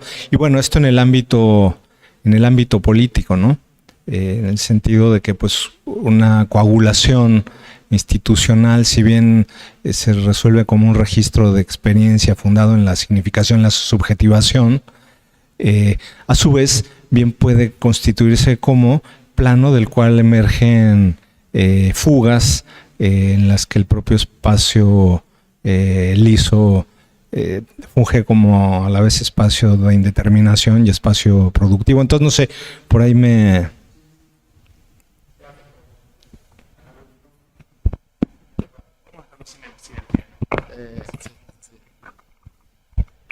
Bueno, gracias por la pregunta. Sí, en efecto, yo mencioné... me tengo que meter en el plano, ¿no? Claro, todo tiene muchas dificultades. O podés vos, Randy, mover la cámara y hacer de camarógrafo también. Oh. Es que no puedo ir ahí. Bueno, gracias por la pregunta. O sea, yo ahí señalé muy rápidamente que lo primero que dicen Deleuze y Guattari en lo liso y lo estriado es que estas dos formas no son formas ideales, sino que en términos concretos existen siempre en una interacción entre ambas dimensiones. Mi presentación, que era un poco esquemática, es cierto, apuntaba a marcar, digamos, la relación que los autores mismos marcan entre el espacio estriado, la ciencia del Estado, la ciencia real, la estatalidad, la normatividad. Bueno. Y en ese sentido, me parece que desde el punto de vista de la teoría, lo que están haciendo Deleuze y Guattari es no recurriendo a esa ciencia real, a esa ciencia estatal, sino a una ciencia nómada para describir a la espacialidad. Entonces, si uno puede, en cierto sentido uno puede decir, bueno, el mapa, el esquema geométrico, eso es el espacio estriado. Uno también puede pensar otras maneras de cartografiar el espacio, aún el espacio estriado, como me parece que en la mesa esto apareció mucho, ¿no? Uno puede recorrer la ciudad como un nómada, uno puede hacer un mapa que no sea un mapa fundado en una dimensión suplementaria, no en esta idea de imponerle al territorio una grilla codificada geométricamente. Y me parece que los esquemas de Deligny, por ejemplo, yo pensaba eso cuando vos exponías, ¿no? Esos esquemas que marcan o que representan en un mapa, o sea, son una cartografía, pero no es una cartografía trascendente, sino que es una cartografía de la inmanencia. O sea, esas personas recorren ese espacio, lo viven de cierta manera, y eso delimita el territorio. Entonces, esa conceptualidad que permite pensar esa cartografía ya no es la de la ciencia de Estado o la ciencia real, digamos, sino es algo que está en una situación intermedia, es como en ese punto de frontera entre una teoría que desde arriba hacia abajo determina el territorio, sino que intenta captar lo que está pasando ahí. Entonces, en ese sentido, eso permite pensar que estas dos formas de la espacialidad, o sea, uno las puede captar, o puede captar esa relación, o en términos muy abstractos, teóricos, así en un sentido de ciencia real, o ciencia, bueno, lo llaman royal, ¿no? Como real no en el sentido de Birklich, sino en el sentido de reino. Lo puede pensar en otra conceptualidad, y ahí uno puede pensar también el espacio nómada como un espacio estriado, porque, digamos, las singularidades también lo delimitan y lo marcan, y uno podría pensar en mapeos nómadas como estos, ¿no? Donde se ve cómo se circula por ahí, y uno estaría haciendo teoría. Por eso me parece que, por ejemplo, tu presentación o la de los chicos que hablaban del espacio en la ciudad, ahí también el espacio citadino, que es la definición del espacio estriado por naturaleza, ¿no? Es como desde donde además, y los ejemplos que ustedes ponían parecían muy interesantes porque son todas ciudades-puerto, ¿no? Y desde el puerto se conquista el mar, pero a su vez es desde esa apropiación del espacio que la ciudad se constituye, o las ciudades latinoamericanas, ¿no? Que son un damero, totalmente racionales en el mapa, pero si uno se mete en el territorio, ahí ya todo eso se tiende a desdibujar, y uno puede pensar a la ciudad como un espacio de producción, donde lo heterogéneo se encuentra, produce cosas inesperadas. Entonces sí, si bien yo hice una presentación un poco esquemática para separar un poco los conceptos, mi apuesta es justamente a pensar ese límite como un límite no solo productivo, sino también para pensar la teoría misma.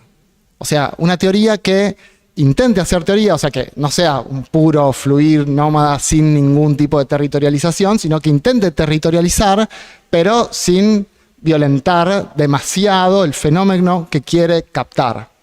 Entonces, bueno, yo pensaba, no sé si Mati, me pones cara que no. Después sí, digamos, es como, quizás sea un poco derridiano lo que estoy diciendo, en el sentido de, qué fea palabra, ¿no? Perdón.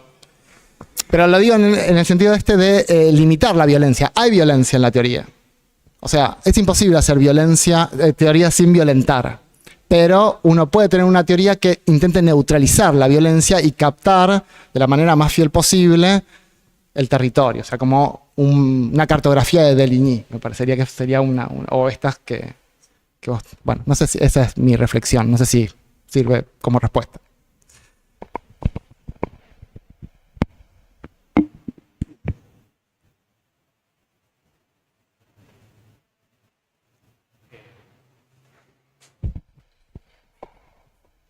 Gracias a toda la mesa. Tampoco estoy en la cámara.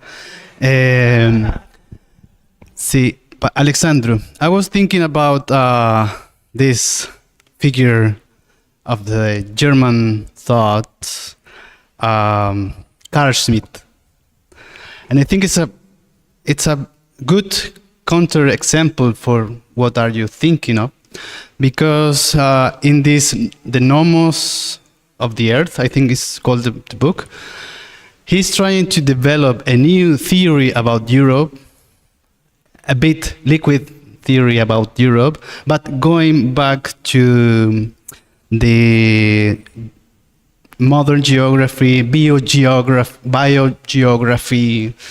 So, and I think this continent to come, it must have a relationship with Europe in this actual conformation, because we, as the same happens with the theory of the city, we can inhabit a city to come.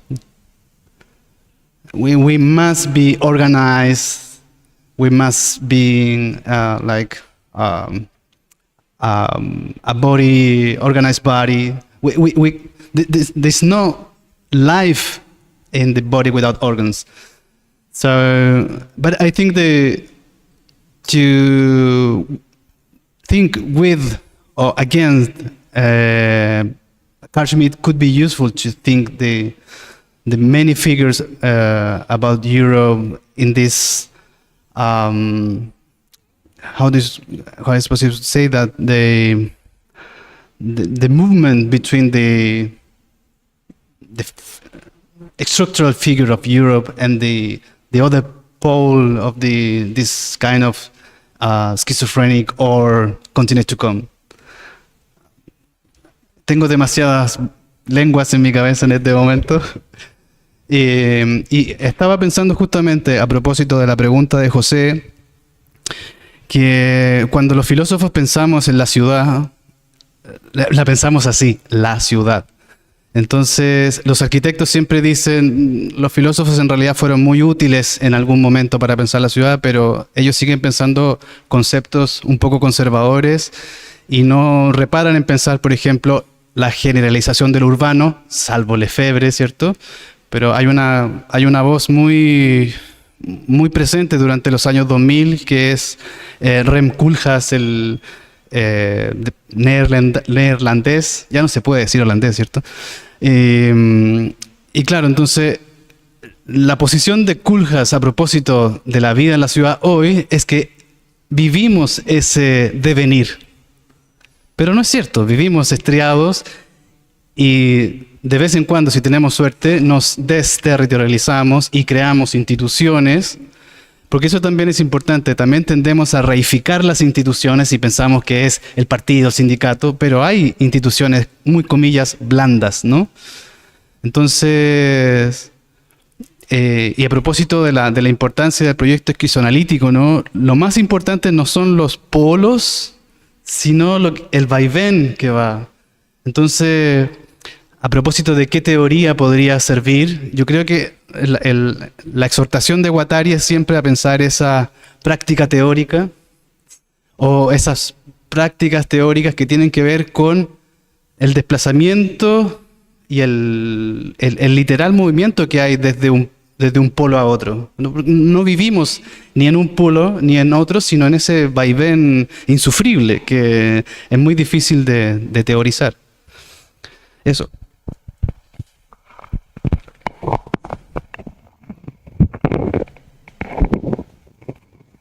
Should I start first?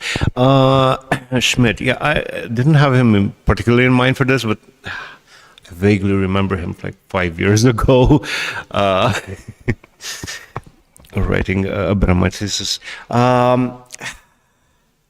I'm a lot more Eurocritical, I think, than you are. For me, there's no like your necessity for Europe. It's, as an internet joke would say, Europe has outlived its usefulness. But I do think there is sort of a utility to Europe, not so much as a continent, but as an epoch in early modernity. So like Europe as this sort of utopia. And here I'd like to, because I briefly mentioned it, but I didn't have time to go into it. As we were doing the study on how Eastern Europeans would conceptualize themselves as European, and how this would influence sort of their participation in the oppression of non-Europeans, we noticed a sort of interesting thing in our preliminary research. Do you hear me? Okay. Where depending on the particular position of their national government towards European integration, Europe would either be, sorry, I had a cold last week and the moisture just triggered everything.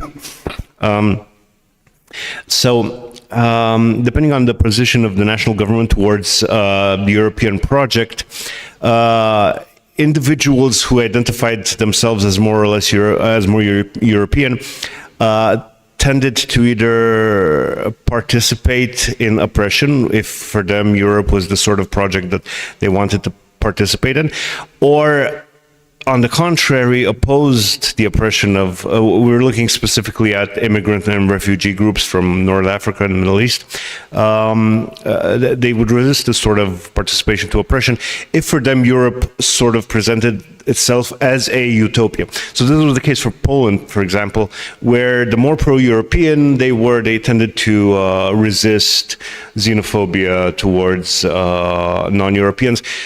By contrast, in countries where Euroscepticism wasn't as strong, my native Romania, for example, more pro-European citizens were, and more people who more identified themselves as European, tended to be more xenophobic, tended to hate migrants more. And this was even in countries where they themselves were targets of xenophobia. Like in Italy, there were numerous Romanian immigrants who were members in Lega Nord, which was this like rabidly far-right, anti-immigrant, anti-Romanian organization. And yeah, so it was interesting to see that precisely in the places where Europe was not this sort of political reality to be enacted and to be part of, but rather a sort of mild utopia that harkened back to what we generically and probably somewhat falsely would call Enlightenment ideals, or the sort of, I guess, the sort of cosmopolitan epoch that characterized partially Europe, obviously with its intense dark side of colonialism and global imperialism and so on. But they would sort of envision Europe as this cosmopolitan utopia. And in this sense, it would have its functionality as an epoch that would be integrated within like the, I don't know, overall historical horizon of this continent to come. I don't know how it be constituted. Okay, I'll pass that.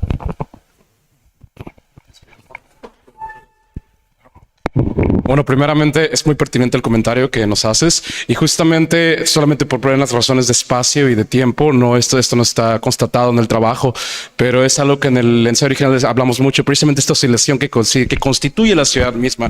Inclusive pienso en los estudios de urbanismo hechos por Paul Virilo en Velocidad y Política, por ejemplo, ¿no? Donde la construcción de las ciudades tiende a aislar, ¿no?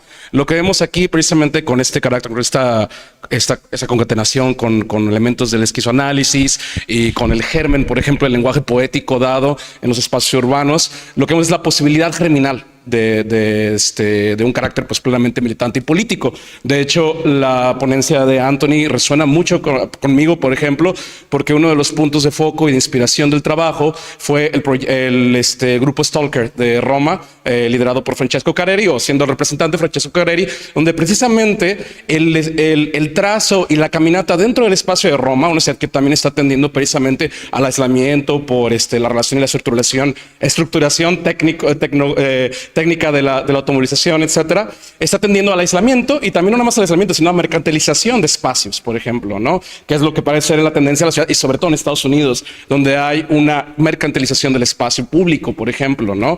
Entonces hemos visto que esta transhumancia, como suelen tener el término Carreri y el grupo Stalker, trata de representar o hacer una significación cartográfica del espacio urbano, ¿no? Tratar de trazar esa porosidad, ver el relieve urbano y tratar de significarlo fuera de los aspectos de la autoridad. Claro, también que este vaivén, esa socialización, lo que ha mostrado en la ciudad, no nada más el aislamiento, sino también la réplica de la territorialización, por ejemplo, ¿no? Donde ciertos grupos urbanos o ciertas discursividades que brotan de los espacios urbanos, lo que hacen es también constituir un territorio, por ejemplo, ¿no? Entonces, pues bueno, ese es un trabajo incipiente que queremos desarrollar mucho nosotros dos y que tenemos también a la deriva la construcción. Hablamos mucho de ciudades fuertes precisamente, pero también es mucho la deriva de la construcción de la Ciudad de México, por ejemplo, ¿no? Y pues la diversidad que ahí se ve. Y muchas gracias por el comentario. ¿Quieres agregar algo? ¿No? Espero que me hayan escuchado. Sí. Bueno, teníamos 2 minutitos más para hacer un comentario, quizás, muy puntual, y teníamos una pausa breve de 15 minutos antes del conversatorio. ¿Me quiere aclarar? La cuenta de 3. Anímense.